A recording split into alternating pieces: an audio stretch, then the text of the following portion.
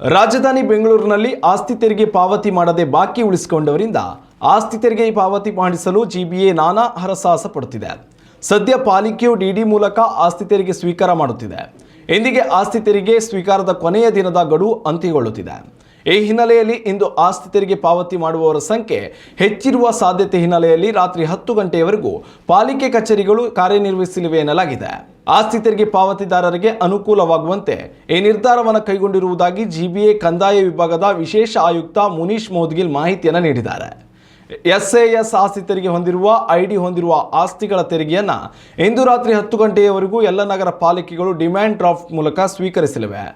Online ಮೂಲಕವೂ ಆಸ್ತಿ ತೆರಿಗೆ ಪಾವತಿ ಮಾಡಲು ಸಾಧ್ಯವಿದೆ. ಆದರೆ ತಾಂತ್ರಿಕ ಕಾರಣಗಳಿಂದಾಗಿ ಪಾವತಿಯಲ್ಲಿ ದೋಷ ಕಂಡು ಬಂದಲ್ಲಿ ಆಸ್ತಿ ತೆರಿಗೆಯನ್ನು ಆನ್ಲೈನ್ನಲ್ಲಿ ಪಾವತಿ ಮಾಡಲು ಸಾಧ್ಯವಾಗದೆ ಹೋದಲ್ಲಿ ಡಿಡಿ ಮೂಲಕ ಹಸ್ತಚಾಲಿತ ತೆರಿಗೆ ವಿಧಾನವನ್ನು ಗ್ರಾಹಕರು ಆಯ್ಕೆ ಮಾಡಿಕೊಳ್ಳಬಹುದಾಗಿದೆ. ಹಸ್ತಚಾಲಿತ ಡಿಡಿ ಮೂಲಕ ಆಸ್ತಿ ತೆರಿಗೆಯನ್ನು ವಿವಿಧ ನಗರ ಪಾಲಿಕೆಗಳ ಕಚೇರಿಯಲ್ಲಿ ಇಂದು ರಾತ್ರಿ 10 ಗಂಟೆಯವರೆಗೂ ಸ್ವೀಕಾರ ಮಾಡಲಾಗ್ತದೆ. ಅದೇ ರೀತಿ ಆನ್ಲೈನ್ ಮೂಲಕ ತೆರಿಗೆ ಪಾವತಿಗೆ ಇಚ್ಛಿಸುವವರಿಗೆ ಇಂದು ರಾತ್ರಿ 11:59ರವರೆಗೂ ಅವಕಾಶ ನೀಡಲಾಗಿದೆ. ನಿಗದಿತ ಸಮಯದಲ್ಲಿ ಆಸ್ತಿ ತೆರಿಗೆ ಪಾವತಿ ಮಾಡಿದಲ್ಲಿ ಯಾವುದೇ ದಂಡಗಳಿಂದ ಬಚಾವಾಗಲು ಸಾಧ್ಯವಿದೆ.